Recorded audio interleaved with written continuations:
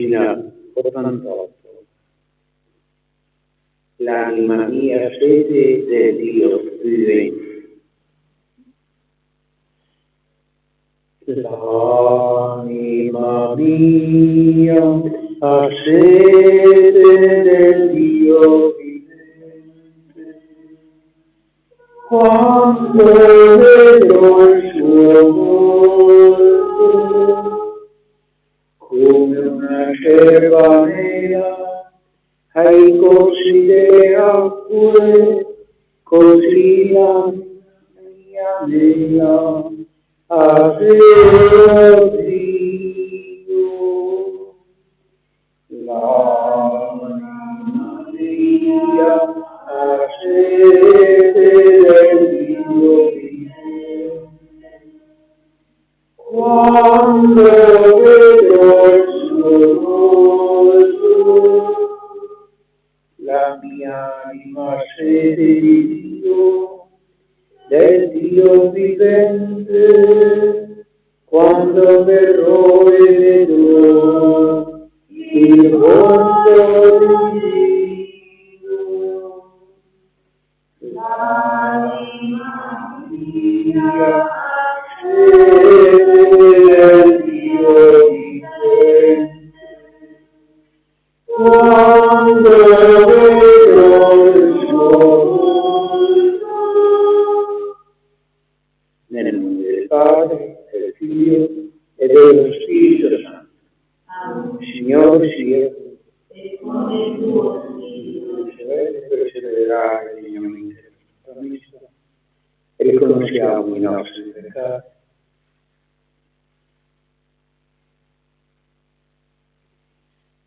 Confesso io innocente alla buona io ho peccato in pensiero, con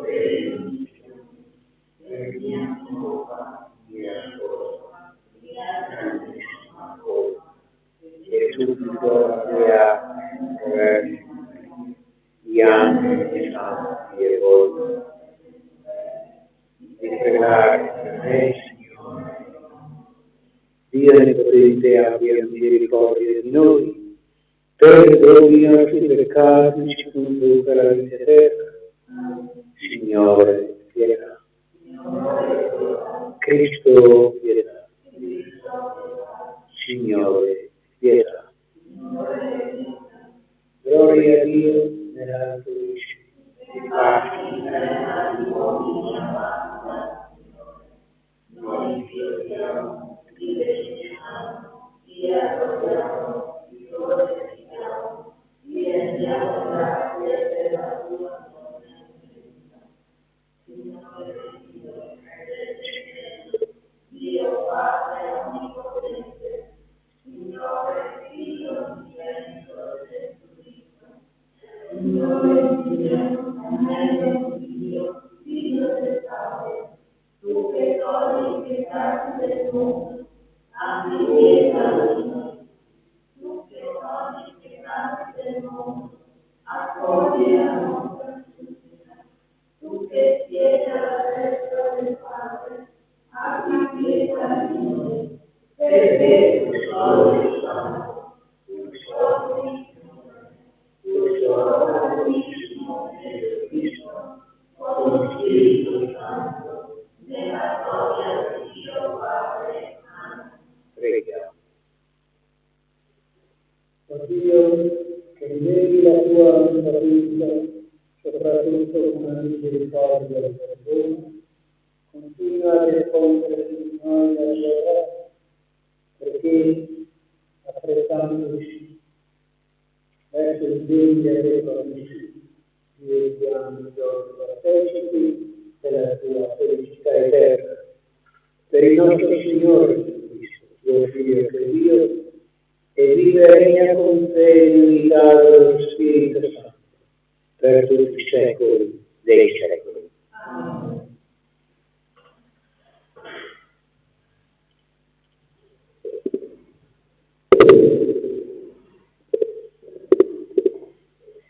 Dal libro del profeta Amos.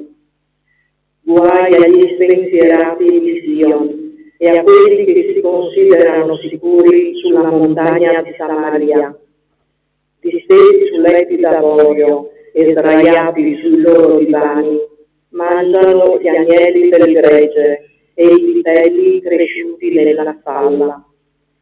Canterellano al suono dell'arpa, come Davide improvvisano su strumenti musicali, bevono il vino in larghe coppe e si ungono con gli unguenti più raffinati, ma della rovina di Giuseppe non si preoccupano. Perciò ora andranno in esilio in testa ai deportati, l'orgia dei dissoluti. Parola di Dio. Ripetiamo insieme: loda il Signore, anima mia. Il Signore rimane fedele per sempre, rende giustizia agli oppressi, dà il pane agli affamati. Il Signore libera i prigionieri. Il Signore ridona la vista ai ciechi. Il Signore rialza chi è caduto. Il Signore ama i giusti. Il Signore protegge i forestieri. Egli sostiene l'orfano e la vedova, ma sconvolge le vie dei malvagi. Il Signore regna per sempre. Il tuo Dio, o Sion, di generazione in generazione.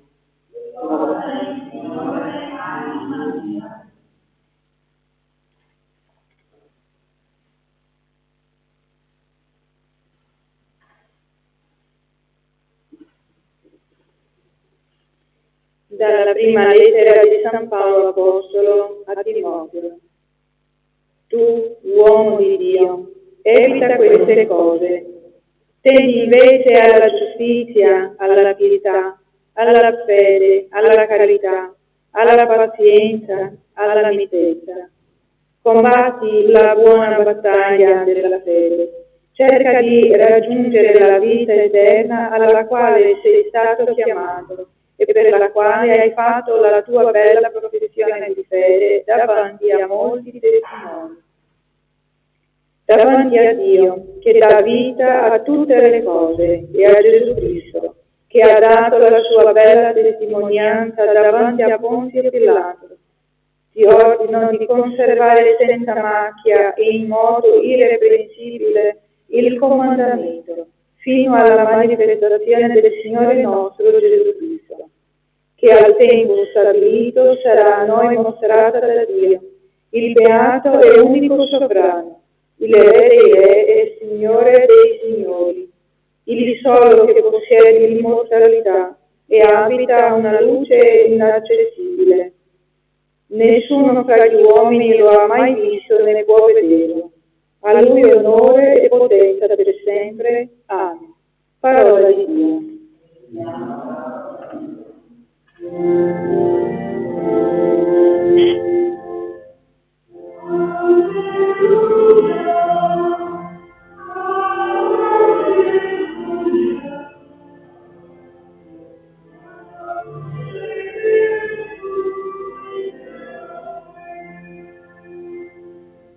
Gesù Cristo, da ricco che era, si è fatto povero per voi, perché voi diventate ricchi per mezzo della sua povertà.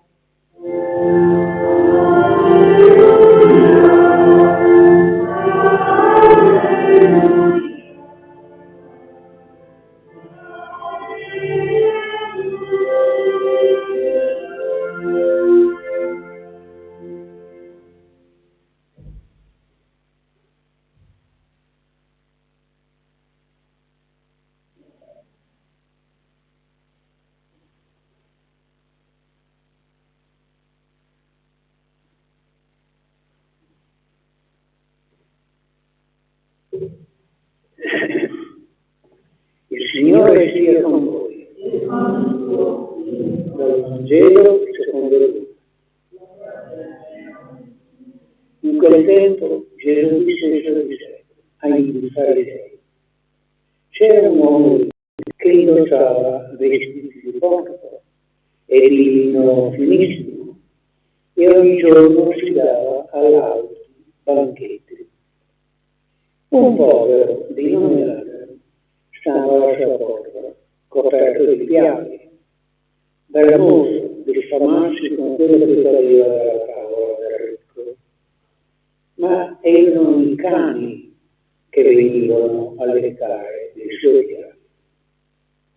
Un giorno il povero morì e fu portato dagli angeli accanto ad Abramo. Morì anche il ricco e fu sepolto. Stando nell'intere fra i tormenti, alzò gli occhi e vide di lontano Abramo e Lazzaro accanto a lui. Allora, gridando, disse: Padre Abramo, abbi pietà di me e manda Lazzaro ad intingere dell'acqua nell'acqua la punta del dito e a bagnarmi la lingua, perché soffro terribilmente in questa fiamma. Abramo rispose: Figlio, ricordati che nella vita tu hai ricevuto i tuoi beni e Lazzaro il male. Ma ora in questo modo lui è consolato, tu invece sei in mezzo ai tormenti. Per Dio, tra noi e voi è stato fissato un grande abisso. Coloro che di qui vogliono passare da voi non possono, né di lì possono giungere fino a voi. Noi. E quello replicò: Padre, allora ti prego, manda Lazzaro a casa di mio padre, perché ho 5 fratelli. Li ammonisca severamente, perché non vengono anch'essi in questo luogo di tormento. Ma Abramo rispose: hanno Mosè e i profeti, ascoltino loro. E lui replicò: no, padre Abramo, ma se dai morti qualcuno andrà da loro, si convertiranno. Abramo rispose: se non ascoltano Mosè e i profeti, non saranno persuasi neanche se uno risorgesse dai morti. Parola del Signore.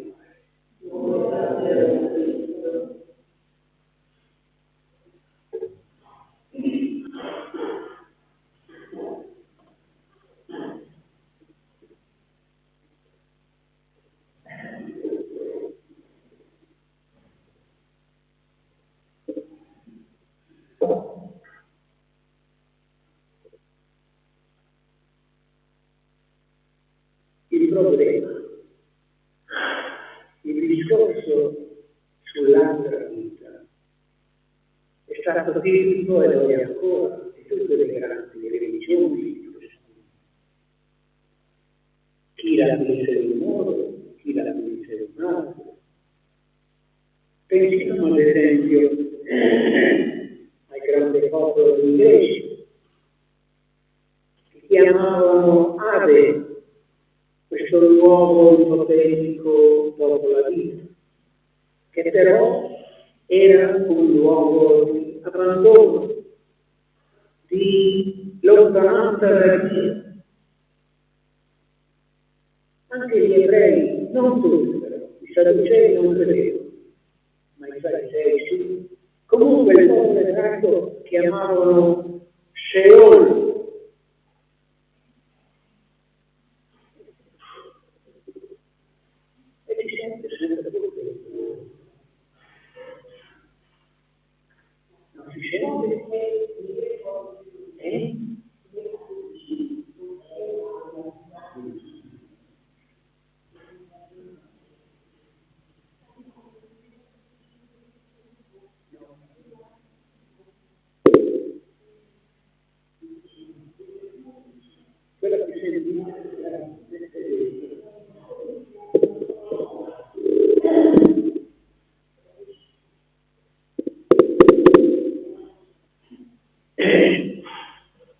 Ecco, dicevo, si sente meglio? Il popolo ebraico, appunto, chiamavano questo luogo del dopovita Sheol, ma anche loro pensavano a questo luogo come un luogo di tenebre, di silenzio, di oblio. Quindi capite, qualche altra religione come quelle orientali, ecco, la reincarnazione per alcune volte, ma dopo tutto finiva. Ecco, capite che non era molto consolante un discorso del genere. Noi invece cristiani da sempre crediamo all'inferno, purtroppo, al purgatorio, ma al paradiso. L'abbiamo sentito dalla lettura anche della parabola che ho appena proclamato. Abramo e Lazzaro in paradiso, il ricco e pulone all'inferno. Ecco, per questo, avendo Gesù parlato abbondantemente di queste verità, il cristiano, la Chiesa, ha sempre professato e non può non professare, ecco, questa verità che ci impegna, che ci fa riflettere, ma che ci consola.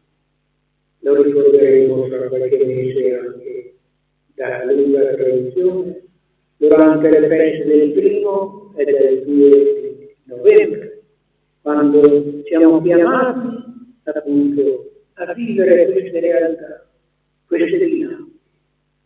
Ecco l'annuncio della parola del Signore, di questa domenica. Ma come abbiamo sentito, questa parola del Signore ci ha offerto la riflessione anche su altri problemi. Non è la prima volta, anzi si può dire che quasi ogni domenica si parla, in questo caso, ecco, il secondo tema, il secondo argomento, dei poveri. Non mi soffermo a lungo perché, in considerazione di quello che sta succedendo nei nostri giorni, pensate anche alla storia della bottiglia, adesso, che rientra benissimo in questo discorso. Questo portare vivere di carità, chiaro che ci sono tanti problemi anche immersi nella politica che noi non stiamo a pensare a queste cose, però ecco, Lazzaro era un povero, l'abbiamo sentito.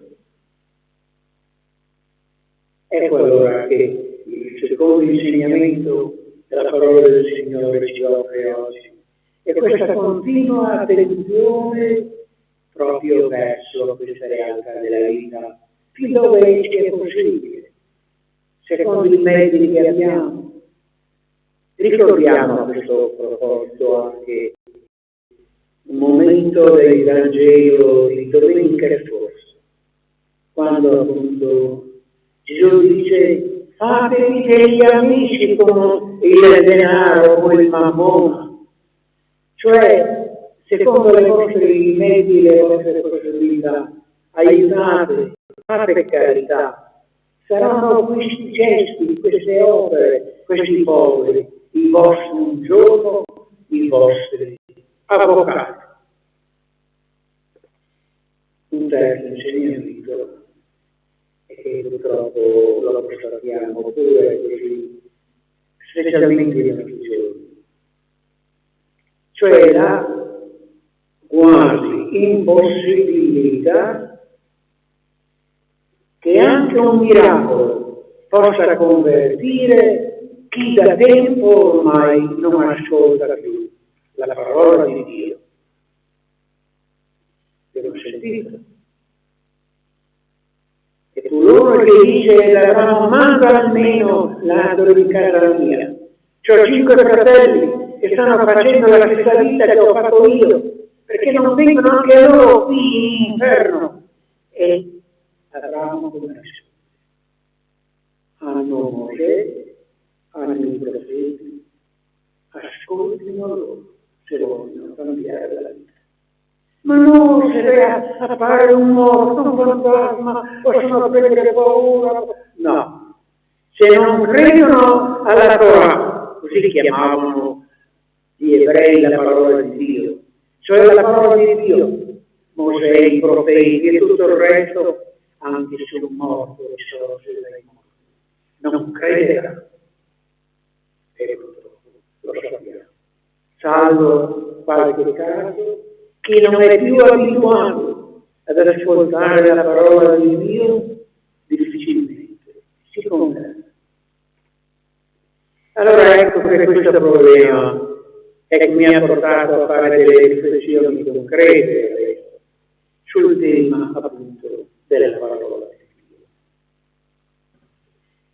E mi sono chiesto in questi giorni, in tutte le parrocchie, i gruppi di catechesi si stanno riunendo per iniziare quanto prima, può darsi qualche parrocchia già iniziato il catechismo 2025-2026, almeno io a Chiuso ancora no, mi sono incontrato venerdì con le 4 catechiste, ne avremo bisogno, siamo in difficoltà.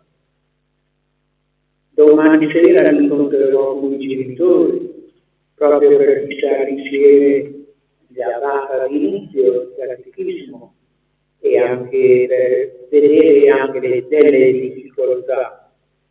Ecco, un problema scottante.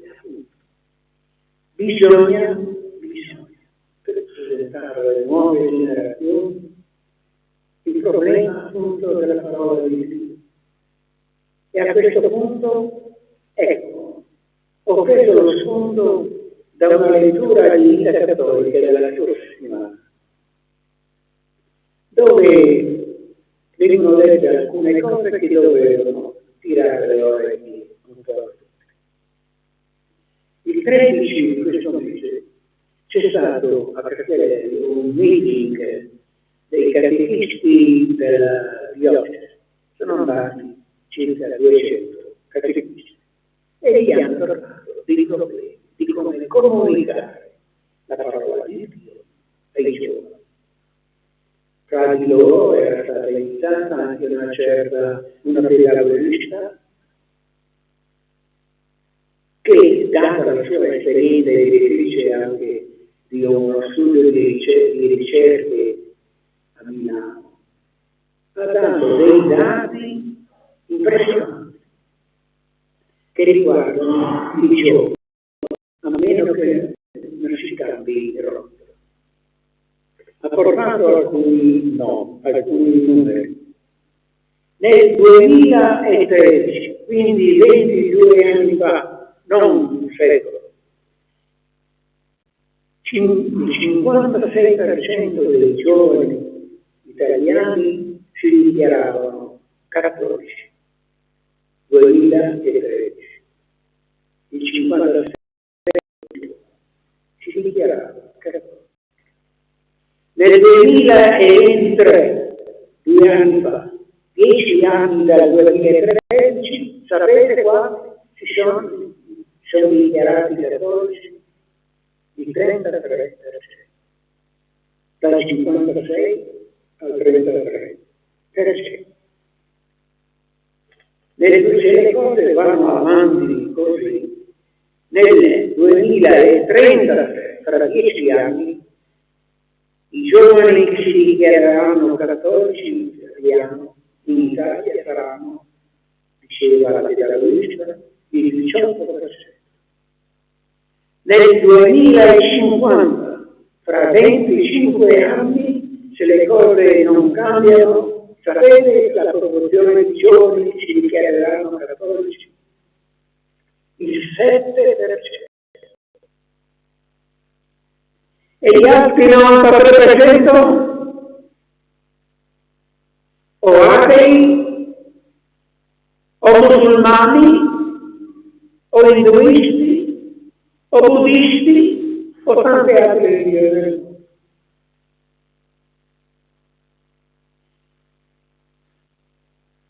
Però la verità dell'Islam finiva anche con un raggio di speranza. col dire che non sempre quelli che non vanno a messa vuol dire che abbiano perso la fede. Questo è vero, questo è un inizio di speranza, che nel corso della vita ci sia qualche cambiamento. E poi hanno chiesto lì nel meeting veramente che anche la Chiesa deve un po' vedere certe cose per rendersi una Chiesa più vera, più autentica. Però le statistiche sono queste. Ecco allora, concludendo, senza l'ascolto della parola di Dio, senza catechismo, non solo per i ragazzi ma per i giovani, per gli adulti, la luce del battesimo che tutti ancora, tutti, non tutti, ma la gran parte ricevono, non è più, non sarebbe più la luce di una aurora, ma la luce di un tramonto.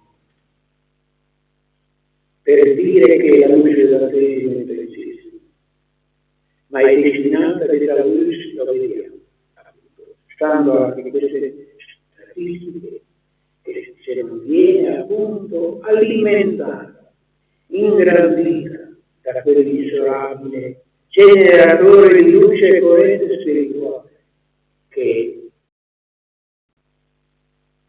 il futuro del cristianesimo è nelle nostre mani.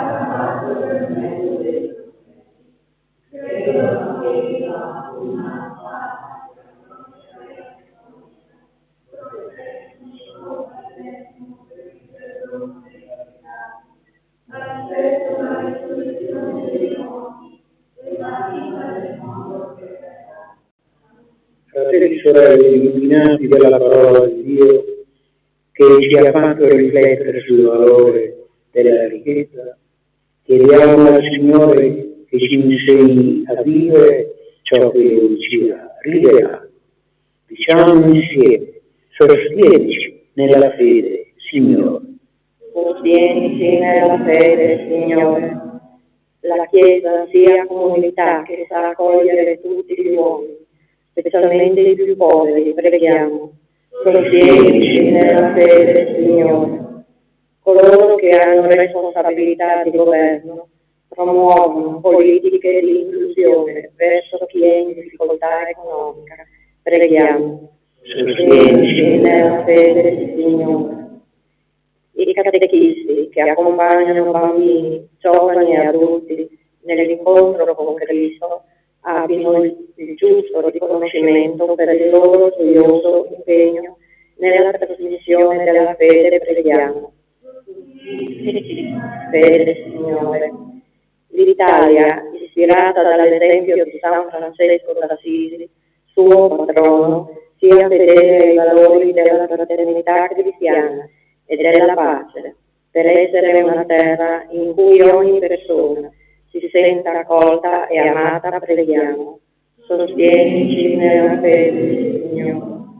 I doni della parola e dell'Eucaristia ottengano in noi una profonda conversione del cuore e orientino l'azione della nostra comunità al servizio della verità e della carità verso tutti, vi preghiamo.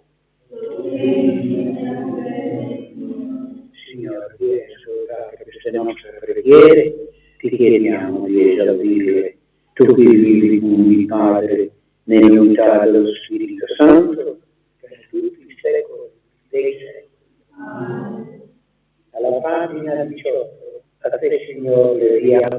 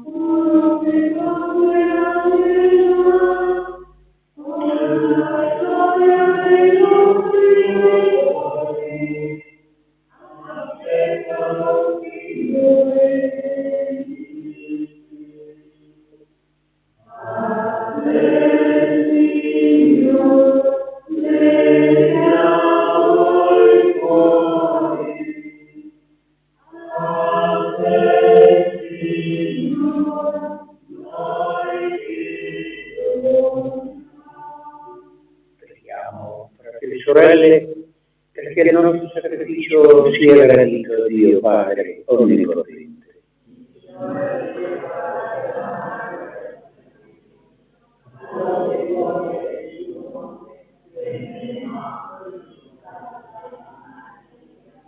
Accogli Padre in misericordia dei nostri Gesù e da questa offerta farà scaturire per noi la sorgente di ogni benedizione.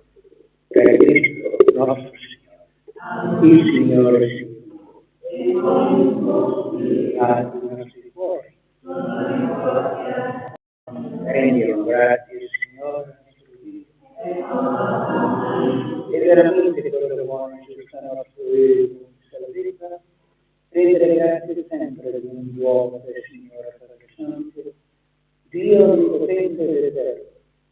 Tu hai creato il mondo nella verità dei suoi elementi e hai disposto la luce darsi dei tempi e delle stagioni. All'uomo fatto per immagine hai affidato le meraviglie dell'universo, perché fedele interprete dei tuoi disegni si prenda cura di tutto il creato e nelle tue opere glorifichi te per Cristo nostro Signore.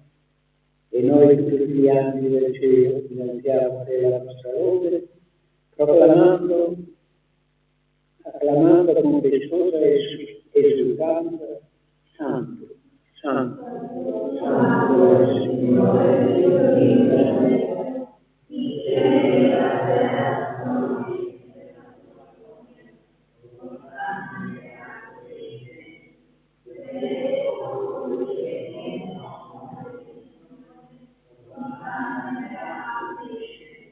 veramente santo che il Signore fonte di ogni santo.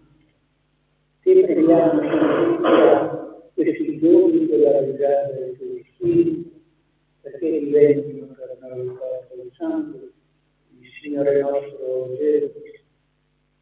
Egli, insegnandosi volontariamente la passione, prese il pane e le grazie, lo spezzò, lo diede ai suoi servi e disse: prendete e mangiate, questo è il mio corpo offerto in sacrificio per me.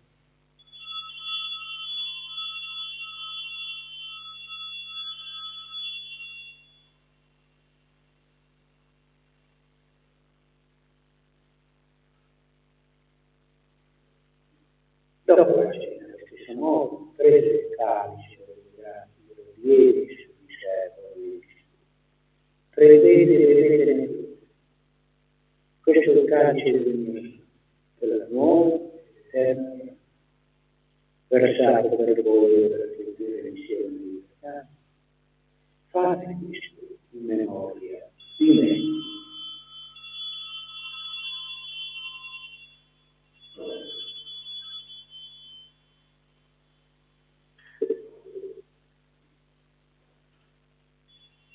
Mistero della fede. La tua voce, Signore, proclamiamo la tua resurrezione nella festa della tua venuta. Celebrando e gloriamo per la morte e la risurrezione del Figlio, Dio il Padre della vita e santo, la salvezza che rendiamo grazie, perché ci è rendente di stare alla tua presenza, fonte del Figlio del Sacerdote. Ti preghiamo umilmente per la comunione del corpo e del sangue di Cristo. Lo Spirito Santo ci riunisce in solo cuore. Ricordati, Padre, della tua Chiesa, diffusa sulla terra e riunita da un giorno in cui Cristo la vita e la morte ci ha resi partecipi della sua vita immortale. Prendi perfetta nell'amore, l'unione con il suo Papa Leone, il nostro vescovo Riccardo, presbiteri e gli altri. Ricordati i nostri fratelli e sorelle che si sono addormentati nella speranza della risurrezione di Don Vito, di Norma, nel progetto della sua morte, e del caro nostro amico sacerdote Giovanni, che è morto venerdì sera per 60 anni, è stato a celebrare la Santa Messa tante volte in questa chiesa, assieme a decine di giovani. Il Signore 60 anni lo ha in gloria, come anche tutti gli altri nostri defunti. Di noi tutti abbi misericordia, dolci e Padre eterno, insieme con la Beata Maria, Vergine Madre di Dio, con San Giuseppe suo sposo, gli apostoli, i nostri santi patroni, San Giovanni Battista, Santa Lucia, Sant'Andrea Apostolo, San Silvestro Papa, San Luigi Sprotosi e i diversi santi che della prossima settimana saranno ricordati, San Michele, gli arcangeli Michele, Raffaele, Gabriele, Santa Teresina di Bambini, i nostri angeli custodi e sabato, il patrono d'Italia, Francesco d'Assisi. Tutti i santi che noi tempo di Signore e il Gesù Cristo tuo Figlio canteremo la tua parola. Per Cristo, con Cristo e in Cristo. A te, Dio Padre, potente dell'unità dello Spirito Santo, ogni onore e gloria per tutti i secoli dei secoli. Amen. Obbedienti alla nostra Salvatore, formati nel suo. Possiamo dire, Padre nostro che sei nei cieli, sia santificato il tuo nome, come in cielo,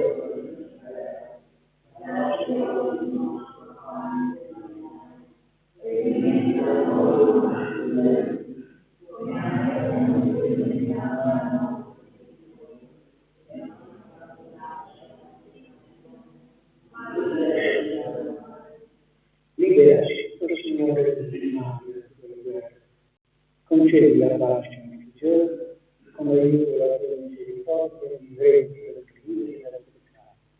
Sicuri di ogni turbamento, nella attesa si compie la beata speranza e venga il nostro Salvatore Gesù Cristo.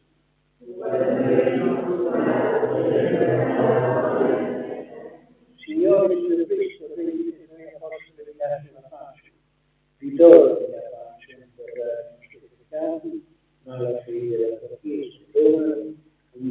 pace secondo la tua volontà, tu che vivi e regni nei secoli dei secoli. E la pace del Signore sia sempre con voi. Speriamo in cielo di pace.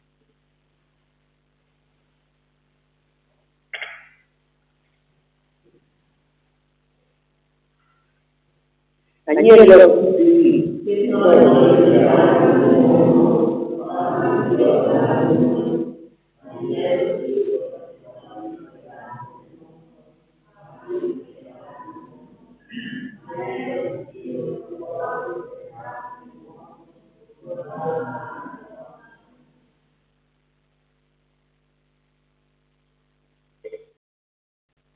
beati noi che siamo invitati alla mensa del Signore. Ecco l'agnello di Dio che toglie i peccati del mondo. O Signore,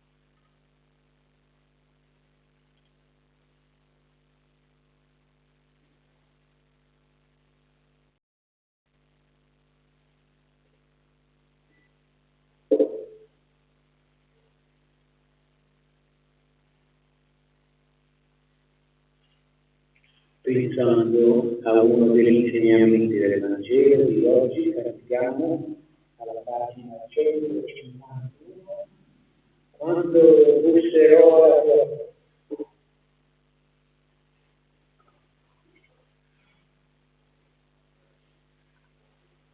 Quando busserò alla tua porta,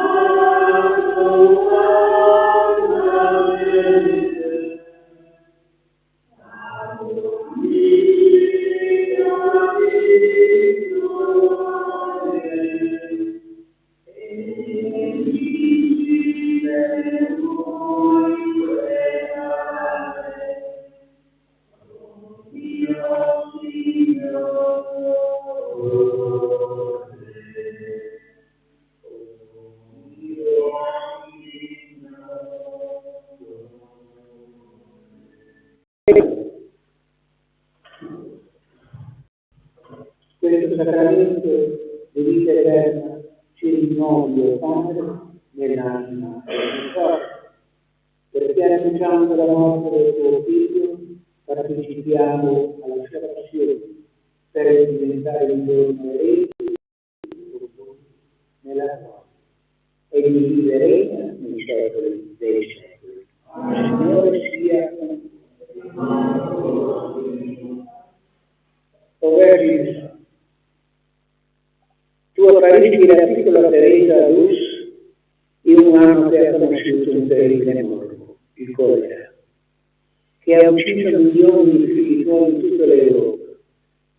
Anche gli abitanti del piccolo paese di Porcius hanno pianto la morte di alcuni loro parenti, amici, paesani, invocando la tua materna intercessione. Tu li hai ascoltati, liberando da quel terribile male, ed essi riconoscenti ti hanno invocata Madre amorevole.